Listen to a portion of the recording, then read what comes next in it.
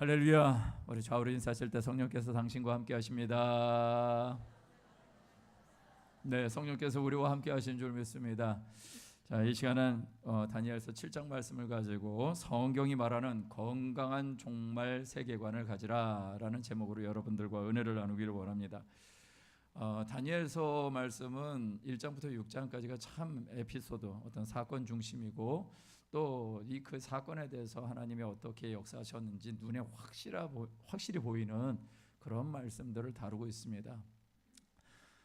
그래서 저는 그 말씀으로 이제 끝나려고 했는데 7장부터 계속 하나님의 말씀을 또 나누고자 하는 소원을 주셨습니다. 사실은 다니엘서 말씀은 구약의 묵시서입니다. 예언서입니다. 그렇기 때문에 신약의 예언서는 뭐죠? 요한계시록. 근데 이제 이 계시록과 이 다니엘서, 이 에스겔서 이런 말씀들은 참 다루기가 말씀을 가지고 설명하기가 쉽지가 않습니다. 왜? 그 전에 6장까지 있는 말씀들은 객관적인 사실과 역사적인 사실들이 있거든요. 그런데 7장부터는 이 환상에 대한 얘기입니다. 그러다 보니까는 많은 목회자들이 7장부터 말씀 잘 안 다루려고 합니다. 요한계시록도 마찬가지고요. 그래서 저도 피하고 싶었습니다. 근데 하나님이 계속해서 이 말씀을 다시 읽게 하고 생각나게 하시고 그러셔서 그래서 말씀을 같이 나누겠습니다.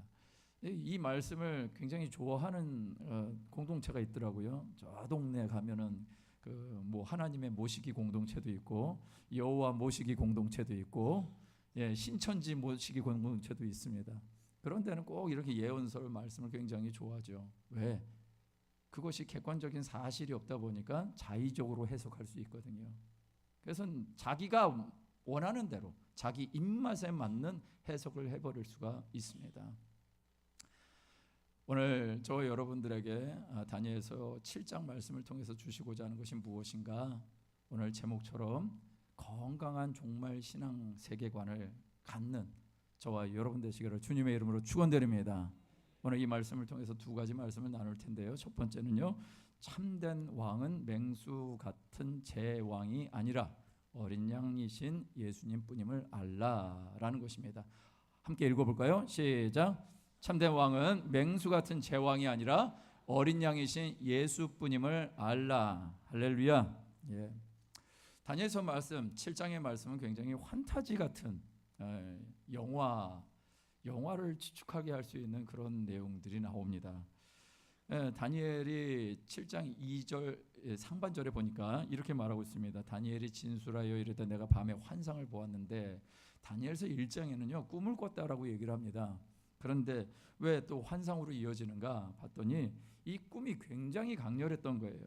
그래서 현실 속에서도 그 꿈이 환상으로 보일 정도, 그렇게 그 하나님의 꿈과 환상이 강렬했던 것이죠. 그 내용은 이제 다니엘서 7장 3절에서 8절까지 다루고 있습니다. 그 내용은 이것입니다. 바다에서 큰 네 짐승이 나왔다라고 얘기를 합니다. 이 거대한 짐승들이 네 종류가 있었는데 첫 번째는 사자 같은데 독수리 날개가 있는 짐승이다라고 얘기를 합니다.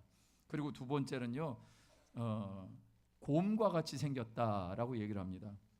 곰과 같이 생겼는데 이 곰이 입에 무엇이 있는가 봤더니 세 개의 갈빗대를 물고 있는 곰인데 많은 물고기를 잡아먹는 듯한 그런 모습으로 비유가 되고 있습니다. 그리고 세 번째는요 날개가 4개 달린, 그리고 머리가 4개 달린 표범과 같은 짐승을 얘기하고 있죠. 그리고 네 번째는 정체를 알 수 없는 희한한 짐승입니다.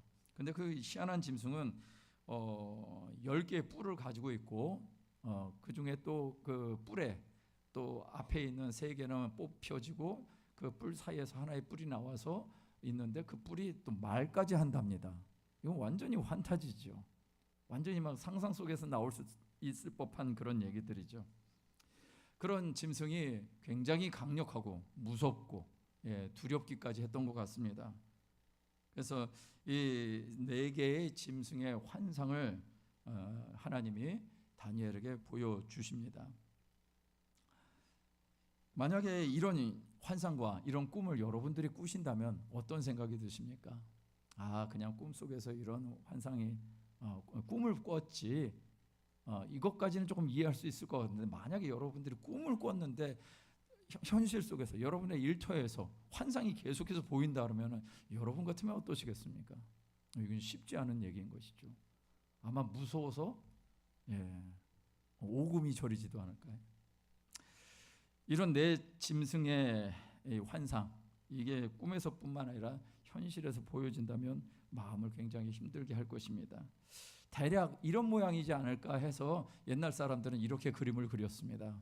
그래서 보니까 왼쪽에 사자부터 곰, 그리고 분명히 표범, 이렇게 범이라고 했는데 닭 같아요.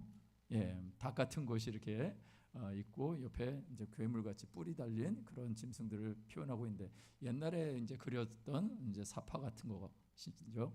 근데 이제 현대에서는 좀 이런 식으로 표현을 한 것 같습니다.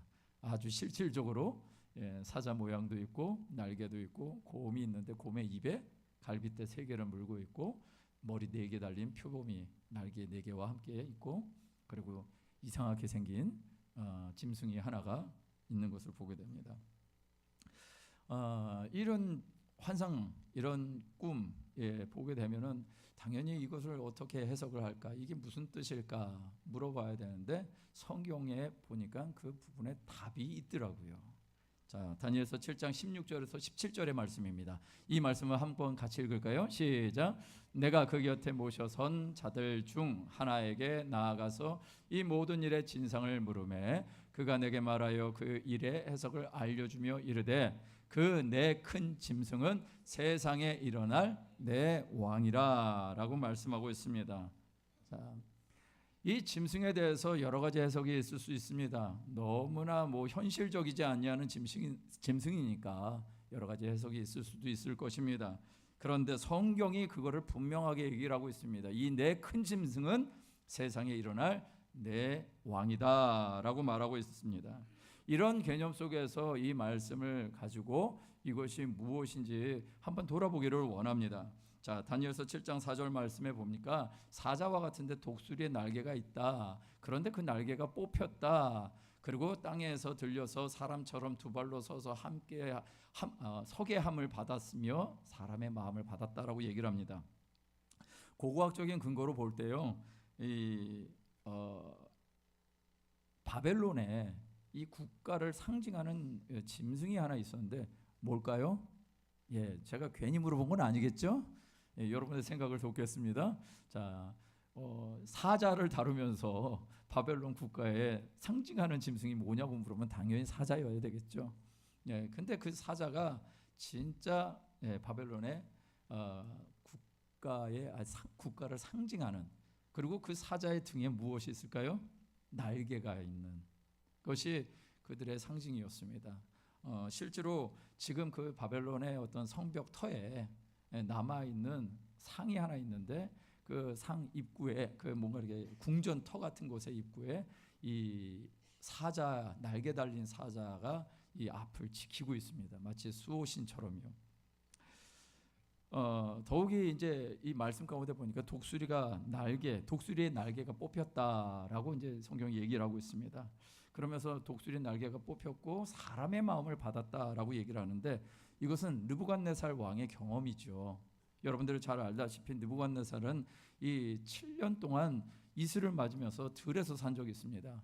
많은 사람들이 느부갓네살이 왜 그렇게 살았는가 했더니 설명하기로는 미쳐서 그렇게 어쩔 수 없이 그렇게 밖에서 날뛰고 다녔다라고 얘기를 합니다.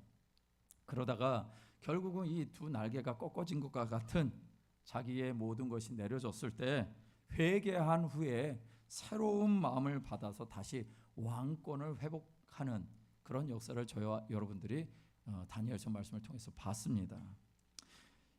이렇듯 이 짐승, 첫 번째 짐승은 바로 바벨론 제국의 왕을 의미하는 것이죠.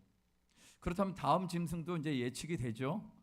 다음 짐승 7장 5절에 나오는 짐승은 이제 곰입니다. 곰과 같은 짐승이죠. 곰은 아니고.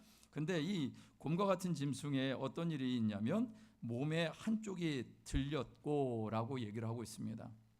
이것은 무슨 얘기냐? 이 곰과 같은 형상의 나라의 왕, 이 왕이 다스리는 곳에는 이 균형이 안 맞는 거예요. 뭔가가 이 균형 맞지 않는 나라, 한마디로 말해서 한 나라가 아니라 두 개의 나라로 구성이 되어 있는 것을 암시하는 것이죠. 그러면서 이어지는 것이 무엇이냐면 이 갈빗대를 세 개를 물고 있다라고 얘기를 합니다. 그것이 무엇인가 봤더니 이 당시에 메대 제국이 제국을 확장하는 것 가운데서 아주 주요한 나라들을 정복을 했는데 그 나라가 리디아 그리고 바벨론이죠. 그리고 여러분들이 너무나 잘 아시는 애굽, 이집트를 이 메대 제국이 정복을 하게 됩니다.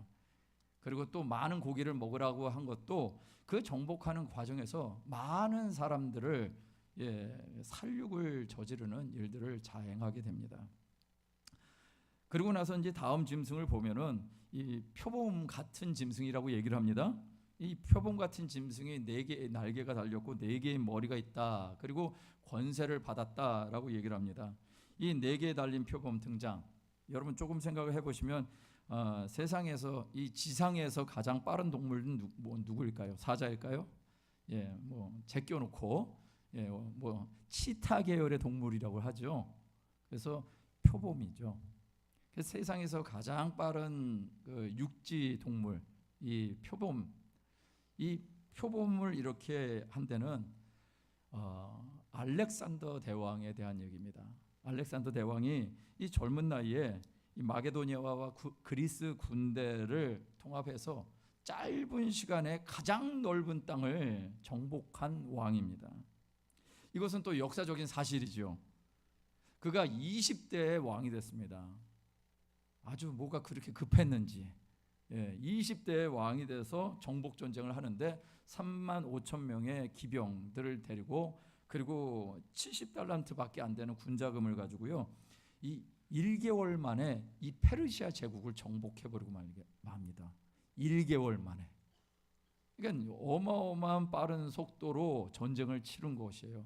그 정도로 기동력이 있었기에 또 주변 국가들을 계속해서 정복해 나가고 확장해 나갔던 것이죠.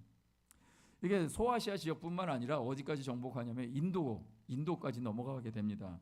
그러면서 그 땅을 정복했을 때 정복하고 나서 알렉산더 대왕이 울었다고 합니다. 운 이유가 무엇이냐면 이제 더 이상 정복할 땅이 없다고 그랬다고 합니다. 그러면서 또 이어지는 것이 무엇이냐면 머리가 넷이 달렸다라는 표현이 있는데 이 알렉산더 대왕이 참 그 영웅 이 세상에 이 지구의 역사 가운데 참 굉장한 영웅인데 이 영웅이 오래 살았으면 좋겠는데 33살에 죽고 맙니다. 예수님과 똑같은 나이에 가죠. 근데 이 사람과 예수님의 삶은 완전히 다른 길을 걸어가는데 어쨌거나 알렉산더 대왕이 그렇게 일찍 죽게 된 것에 대해서는 여러 가지 설이 많이 있습니다. 아주 그 열병으로 이가 죽었다고 했는데 이 알렉산더 왕이 대왕이요 동성애자였습니다. 그러니까 열병이 왜 올랐을까? 아마 면역 체계가 다 망가지지 않았을까 그런 생각이 들죠. 그냥 왜 열병이 나서 죽었다라고 얘기하니까 그 원인은 알 수가 없습니다. 그러나 그가 그렇게 일찍 죽을 수밖에 없는 것은 뭔가 이유가 있는 것이죠. 그런데 그 죽으면서 이 땅을 누가 후계자가 되어야 되겠습니까? 라고 질문을 하는데 그 후계자에 대한 답을 안 해주고 갔습니다. 그러니 어떤 일이 벌어졌을까요? 신하들이 피비들에 나는 전쟁을 치릅니다. 자기의 아들은 암살을 당하고요. 그러면서 20년이나 되는 그런 치열한 싸움 끝에 나라가 신하 4명에 의해서 나눠지게 됩니다. 그것이 그 중에 하나가 프톨레미라는 사람이고 그 프톨레미가 다스렸던 지역이 이집트와 가나안 땅, 팔레스타인 땅입니다. 그래서 교회의 역사 가운데 구약에서부터 또 신약으로 넘어가는 역사 가운데 반드시 언급되어지는 인물이 이 프톨레미입니다. 그런데 어쨌거나 이런 역사들이 진짜 말 그대로 제왕이 4사람이 생기면서 이 하나님의 예언, 계시적인 말씀이 그대로 성취가 됩니다. 다니엘서의 예언의 정확성이 보여지는 것이죠. 하나님께서만이 이 미래를 정말 볼 수 있는 분이시고 성경만이 믿을 수 있는 책임을 알게 하는 대목이기도 합니다. 그러나 하나님께서 정하신 운명의 시간이요, 이번에도 어김없이 찾아옵니다. 왜? 이 내 머리가 세워졌는데 그것도 역시 한 짐승, 네 번째 나타나는 짐승으로 인해서 다 흡수되고 맙니다. 어느 제국일까요? 로마 제국인 것입니다. 예수님 당시에 통치하고 있었던 로마 제국을 의미하죠. 저와 여러분들이 지금 이 말씀을 나누면서 어디랑 비슷하지 않던가요? 느부갓네살의 첫 번째 꿈의 내용과 비슷하다는 생각이 아마 드실 것입니다. 자, 로마 제국 느부갓네살의 꿈에 보면은 우리 거대한 신상이 있었죠. 저런 신상입니다. 그런데 저 신상의 의미도 황금 머리, 또 가슴과 흉배와 팔의 그 모습, 그리고 노수로 된 이 넓적다리의 모습, 종아리의 모습, 발과 그 발가락의 모습, 이런 것들이 다 의미가 있었다고 한번 나눴습니다.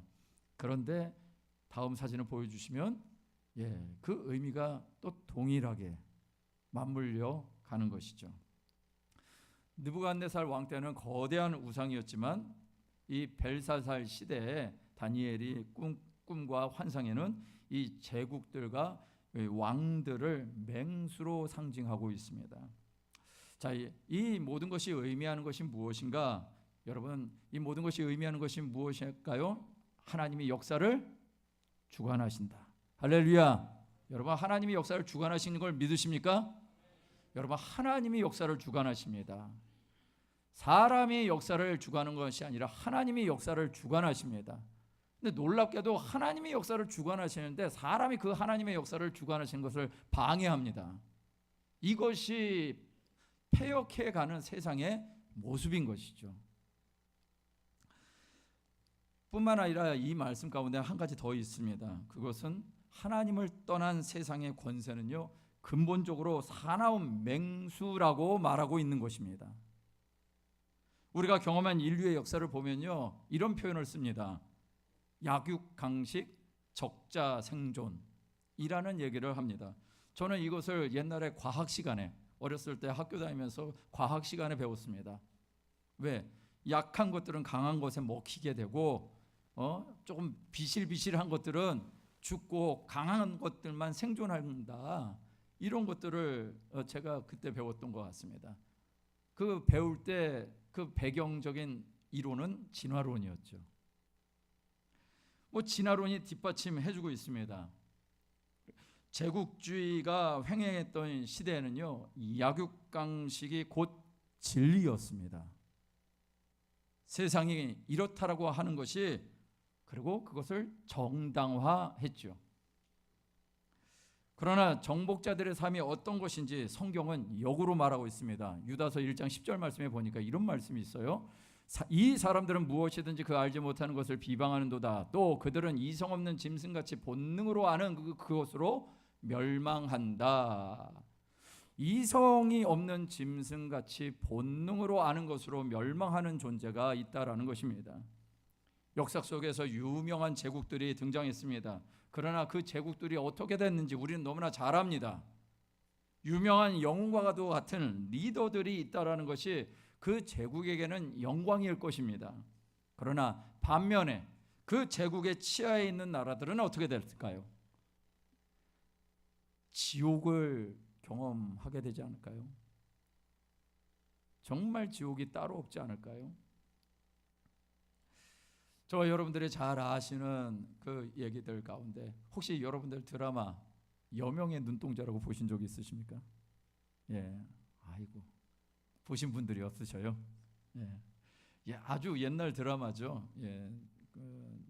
갑자기 이름도 기억이 안 나. 최시라, 최재성, 이 두 사람이 주인공으로 나왔던 드라마인데 제가 우연찮게 최근에 그 뮤지컬을 좀 보게 됐습니다. 그래서 그 내용이 뭔지도 모르고 봤다가 이런 거였어? 하면서 제가 보다가 좀 너무 마음이 안타까워서 뮤지컬 보다가 눈물 흘리기는 참 그랬어요.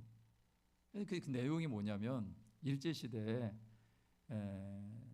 이 아가씨였던 주인공이 정신대 위안부로 끌려갑니다. 그리고 한 주인공은, 남자 주인공은 이 동경에서 학교를 다 다니고 있다가 집에, 조선 땅에 집에 한번 왔는데 그때 하필이면 징집을 당해가지고 전쟁터에 끌려갔다가 결국은 이 남녀 주인공이 만납니다. 그 만남의 결실로 아이까지 갖게 되는데, 그런 상황에서, 그런데 그 와중에서 이제 또 전쟁 때문에 헤어지게 되고, 헤어지고 만나고 헤어지고 만나고, 그러다가 결국은 둘이 운명을 같이 하는, 마지막 때를 같이 하는 그런 내용입니다. 내용을 보는데 너무너무 안타까운 거예요. 그 두 사람이 결국 그렇게 된 데는 이유가 있는데, 나라를 온전히 지켜주지 못한 이 대한민국 주권이 상실되어졌을 때 그 밑에 있는 사람들이 어떻게 사는가를 보여주는 것이죠. 그걸 보면서 정말 가슴이 아픈 거예요. 그 중에 어떤 분이, 거기에 이제 주인공, 여자 주인공의 아버지가 하는 대사가 있었습니다. 그 대사가 뭐라고 그랬냐면 이런 말을 하는 거예요. 이제 앞으로 앞으로 해방이 될 것 같다. 근데 해방이 된 이유가 더 문제다. 그런 얘기를 하는 거예요. 아니나 다를까 해방 이후에 이 나라는 또 어떻게 됐습니까? 4분 5열되고 이데올로기 싸움에서 전쟁을 치르는 그런 아픈 역사, 그리고 그 전쟁 통해 결국 이 두 사람이 죽게 됩니다. 나라의 주권이 없고 나라가 온전하지 아니하면 거기에서 정말 지옥 같은 일을 경험하는 존재가 누구더라? 그 땅의 백성이더라 라는 것이죠.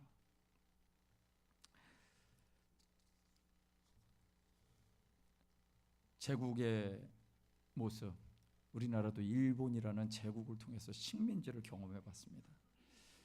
이 제국의 정복자가 있으면 제국의 피정복자가 있는데, 여러분, 일본이 우리나라를 합병할 때 어떤 마음으로 했냐면, 우리나라 합병해야지 너네들이 앞으로 잘 살 거야 그랬거든요.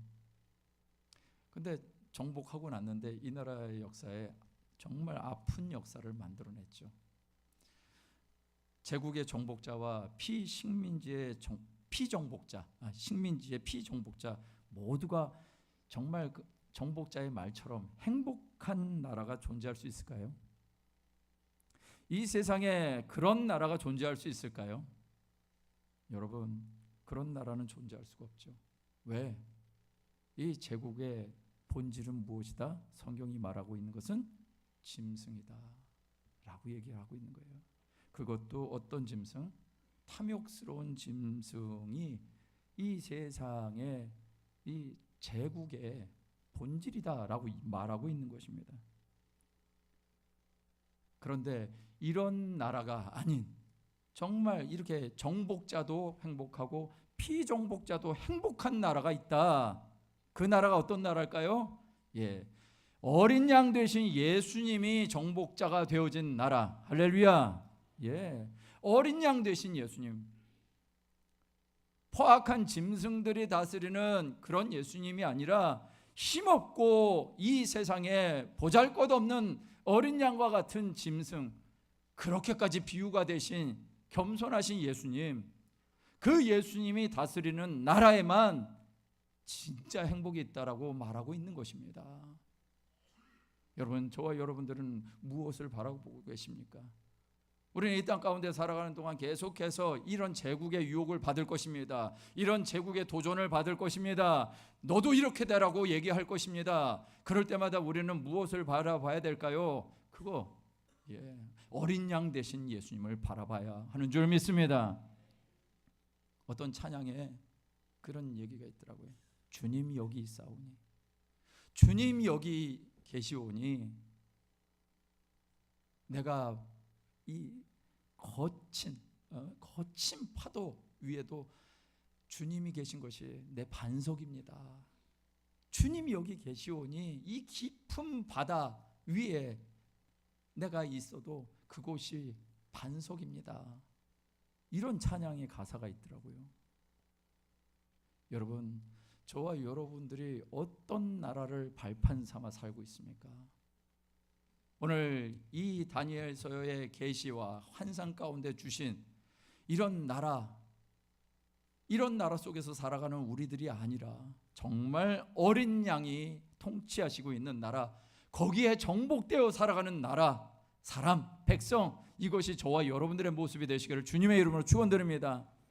여러분, 세상에 정복당하면 안 됩니다. 그런데 예수님께는 정복당하셔야만 합니다. 왜요? 예수님께 정복당해야 진짜 행복이 있고 진짜 구원이 있고 영원한 삶이 준비되어 있기 때문에 그렇습니다. 세상은 우리에게 그렇게 다가올지라도 여러분, 어린 양 대신 예수 한 분뿐임을, 내 왕, 내 참된 왕은 예수님 한 분입니다. 그렇게 고백하시면서 믿음의 길을 걸어가시는 저와 여러분 되시기를 주님의 이름으로 축원드립니다.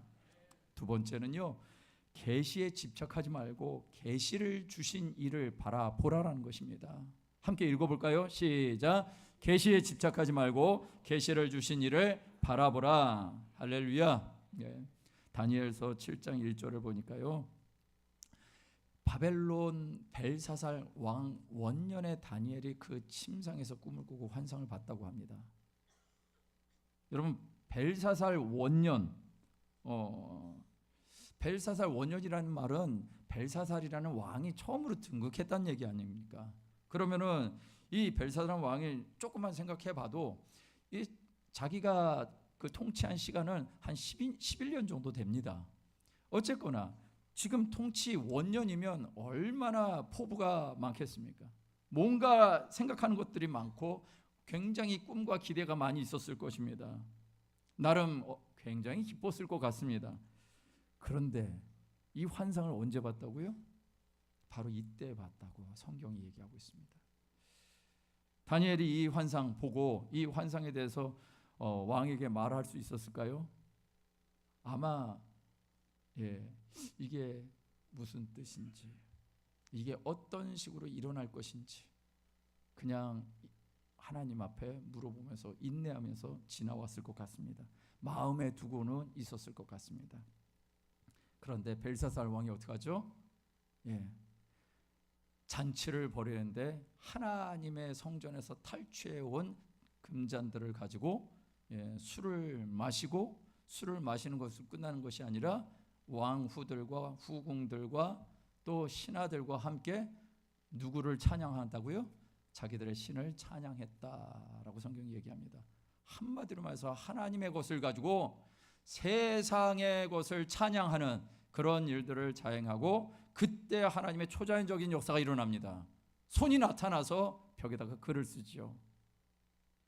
저울에 달아봤더니 부족함이 보였다 라는 얘기와 함께 그의 인생은 그날 밤에 끝나고 맙니다. 다니엘이 어떤 마음이 있었을까요? 내게 준 이 환상이 이렇게 되는 거였군요. 내게 준 환상이 바로 이렇게 되는 것이었군요. 당시에 갈대아 술사와 같은 거짓 선지자들, 거짓 신을 섬기는 자들이 여전히 공존해 있었습니다.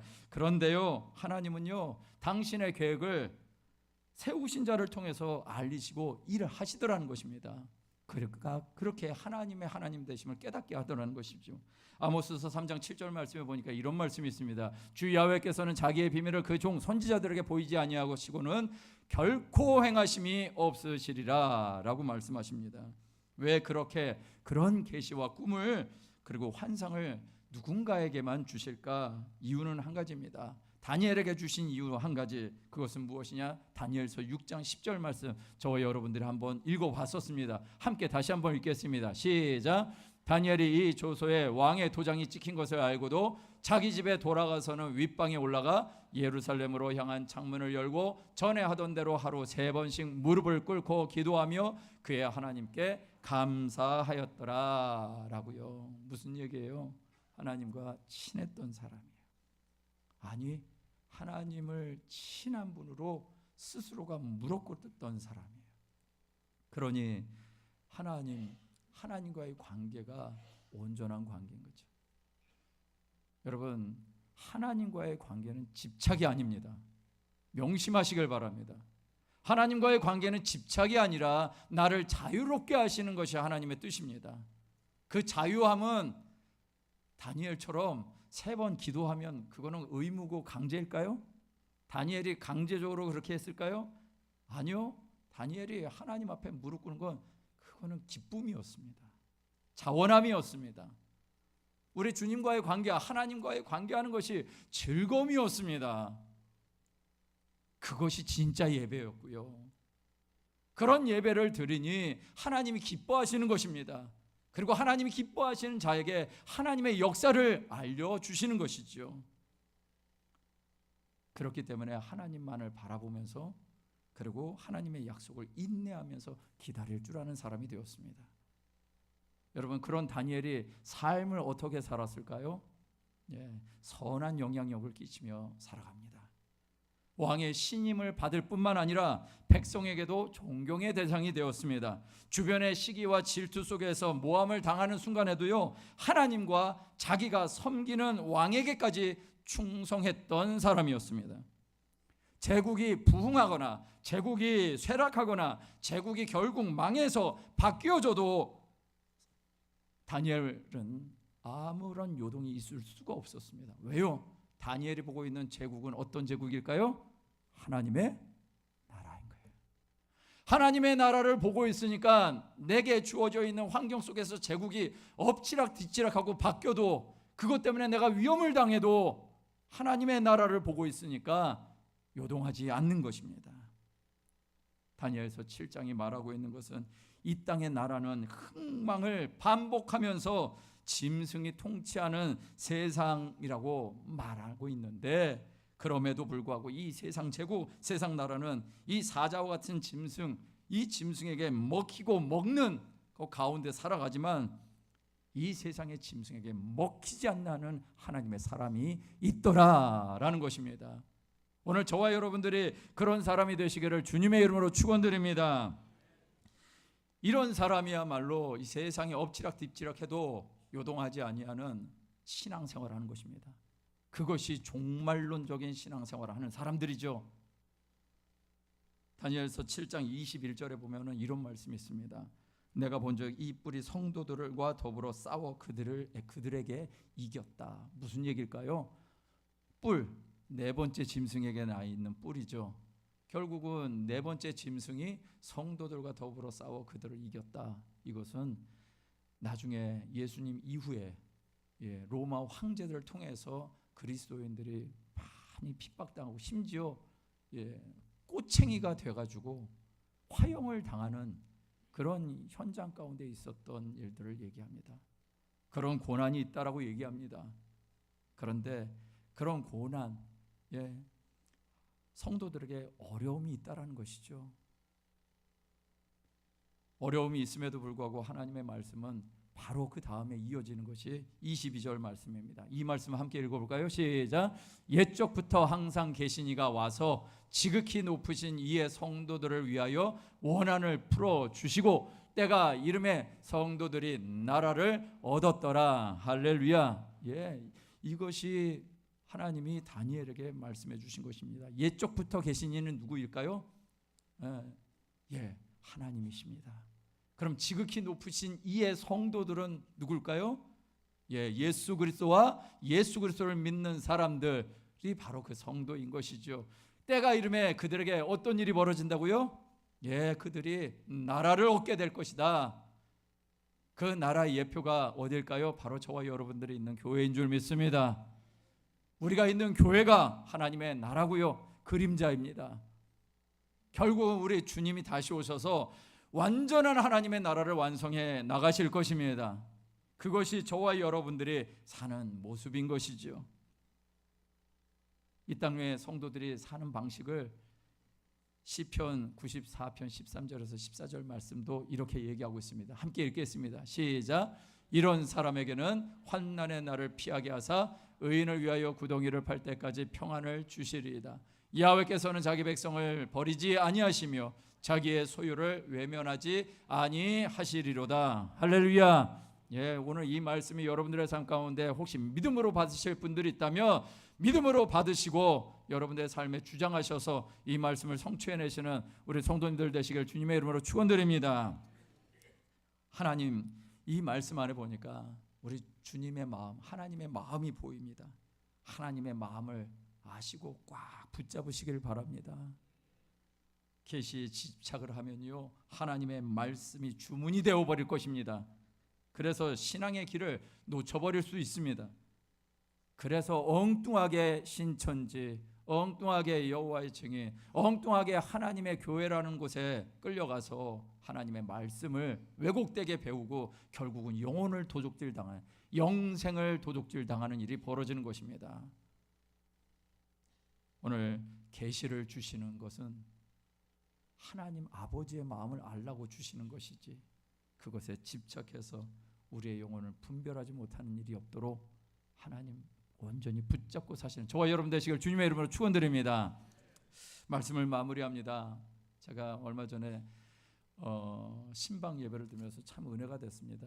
신방을 받으시는 분이 3년 만에 신방을 받으셨어요. 3년 전에 제가 신방을 했었는데 그 이후로는 이제 신방을 못 하다가 대화를 해 보니까 굉장히 작년에 어려웠다라는 그런 말씀하시더라고요. 그래서 어떤 일이 벌어졌는지 얘기를 하셔요. 정말 힘드셨겠다 그런 생각이 들었습니다. 더더욱이나 자녀의 문제가 있었습니다. 자녀의 가정에 아이가 없었습니다. 그 아이가 17년 동안 시간이 그렇게 지나온 거예요. 그리고 동생분이 복수가 차서 이제 병원에서도 이제 포기한 그런 상태의 시간들을 보냈습니다. 근데 이분이 그래요. 할 수 있는 게 없어서 기도만 했어요. 기도만 했어요. 그리고 대화하는데 계속해서 감사합니다. 감사합니다. 감사합니다란 말을 그냥 줄고 달고 사시는 거예요. 그래서 대화하는데 우리 모두가 그냥 감사에 전염될 것 같더라고요. 그래서 이제 그러고 있는데 어떤 일이 왜 감사 그렇게 입에 달고 다니시냐 했더니 어느 날 아들이 당신의 생일날이라서 식사 대접을 한다고 초대를 했는데 평상시 같으면 외부에서 먹는데 자기 집으로 가더래요. 그래서 왜 집에 가냐? 엄마한테 선물 주려고. 그래서 가서 무슨 선물일까 기대했는데 세상에 아이를 선물로 준 거예요. 할렐루야. 17년 만에. 그리고 그 동생 복수가 차서 병원에서 다 포기했는데 우리가 신방 예배를 하고 있는데 옆방에서 버젓이 계시더라고요. 그리고 이제 뭔가를 하려고, 사업을 하려고 준비를 하시더라고요. 제가 이런 말씀을 드린 이유는 기도했더니 응답받았다 이런 얘기를 하는 게 아니고요. 하나님의 나라가 진짜일까? 라는 것입니다. 하나님의 나라가 진짜인가? 그 권사님이 달고 다니셨던 감사합니다. 감사합니다. 감사합니다.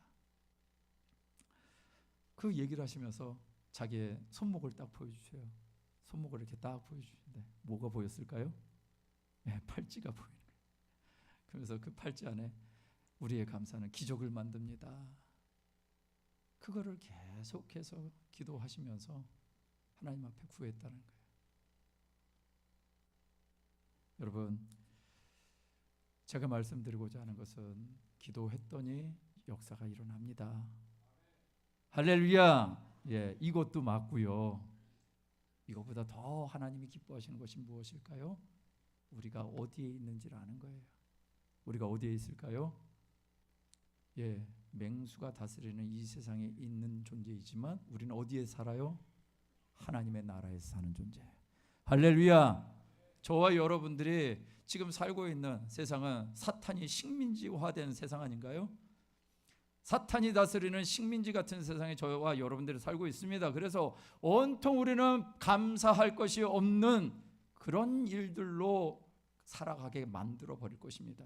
그런데 하나님의 나라가 정말 있고 주님이 임재하는 것이 정말이라면 우리가 어떻게 살까요? 예, 아니 주님이 계시는데 뭐가 엎어져도 감사하고 세워져도 감사하고 하나님의 나라를 정말 추구하는 삶이라면 내가 이 땅에서 바둥바둥거리지 않아도 감사하고 하나님이 내 삶에 어떤 목적이 있어서 뭔가를 축복하시려고 한다면 내가 사명 때문에 그렇게 열심히 살아야 되겠구나 라는 생각으로 살면 되는 것 아닌가요? 네, 정말 주님의 나라가 진짜라면. 어저께 우리 청년 하나가 왔어요. 청년 하나가 와서 목사님 잠깐 할 말이 있어요. 잠깐이라고 그래서 잠깐 했다가 3시간 지나갔어요. 근데 그냥 하나님이 이 아이와 함께 있어줘라 그 마음을 주셨어요. 졸지에 밥까지 먹여가면서.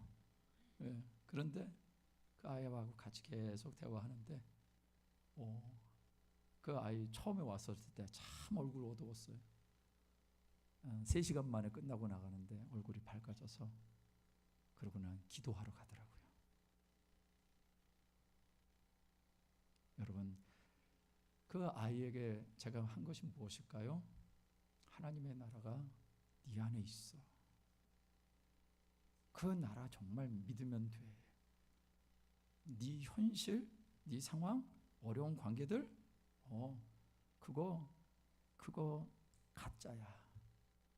가짜를 진짜로 만들어 살지 말고 진짜를 진짜처럼 살아. 가짜처럼 보이는 하나님, 살아계신 하나님으로 믿고 살자. 같이 살자. 그 얘기한 거예요. 그런데 아이의 얼굴 색깔이 밝아졌어요. 여러분들 알죠? 똑같은 사람인데 얼굴색이 밝아지고 어두워지고. 근데 그렇게 되더라고요. 여러분, 하나님의 나라에 있다면 우리가 어떻게 살까요? 네, 이런 은혜가 저와 여러분들에게 있게 되시길 주님의 이름으로 축원드립니다. 고린도후서 1장 3절에서 4절 말씀 함께 읽겠습니다. 시작.